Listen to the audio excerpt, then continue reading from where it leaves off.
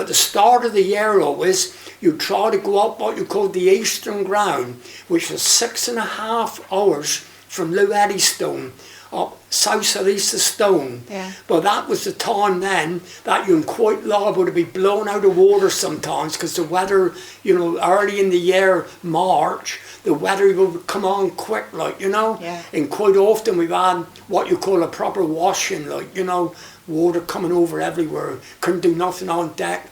And I had to just lay and wait for it to moderate, and then you could pick up your end and start to haul your bolter again. It would take you 2 hours to shoot your bolter. That was how long it would take us to shoot the bolter from end to end. And then you'd leave it lay for 2 hours, and then you would pick it up and start to haul it. You'd be 7 hours hauling it. Yeah. Well, the tide goes 6 hours one way, so after you've been hauling, say 5.5 hours, the tide would be nearly changing on you. So you'd have to put a market buoy on, cut it in half or undo a knot, whatever, put a market buoy on there, and then steam 3 or 4 miles down, find the other end, and all that with the tide again. Right. You couldn't haul it against the tide, see, because else you'd have problems with the hooks and everything. Yeah. But and then once you get it all aboard, then you had to come home. You had 6 or 7 hours to get back to Eddystone again, and then another hour and a half to get back into Looe. Yeah. So you'd be nearly the 2 days working on it, like. Good grief. So how long, 5,600 hooks, how long, did you manually baited those up? Oh yeah, I had to bait every one by hand. How long did that take? 2 hours, 2.5 hours, 2.25 hours.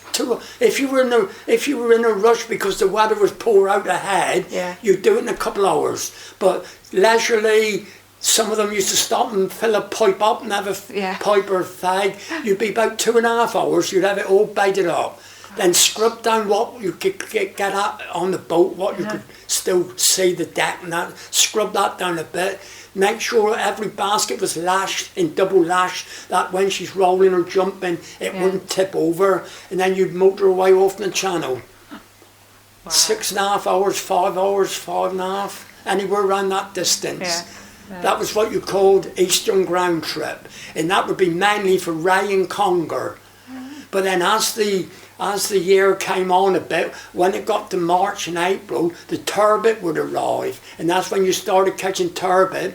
And they were only what you called stone-light dipping. What you would do, you'd go to the Eddystone, put your stern to the stone again, steam off, out southeast of Stone, and when you'd lose the Eddystone standing on the deck, you would get on top of the wheelhouse then, and you could still see the Eddystone light.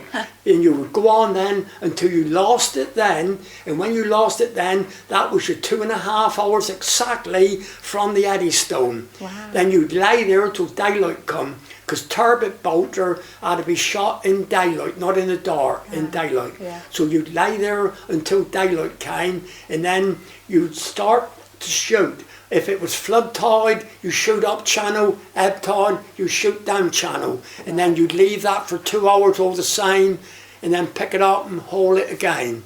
When you bring the turbot aboard the boat, you put them down in the fish box down below. You had to make sure that the dark part of them was down on the boards and not the white part, because if they flip and turn over, they would be ruined, because the white part would all turn to blood. They'd all go red, and then nobody wouldn't buy them.